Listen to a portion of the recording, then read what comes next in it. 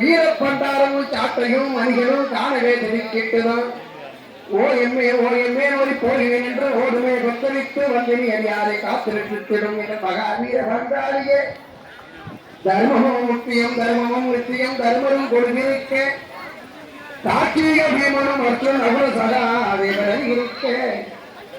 என் வரமுள்ள பாஞ்சாலி மாதிரி ஒருவருக்கும் பாரியும் வந்தகர் பொழுது பார்க்க வந்தார் சாருத்த போரில் ஐவரையும் கொண்டு வந்து சபதமே முடித்த உமையே சார்வர ஒன்றுட மகிமே நான் காட்டவே முடியுமோதான் எங்கள் மருமகுல வண்டியே மாயோட்ட முதலி வந்தன்மை ரெட்டிப்பாயே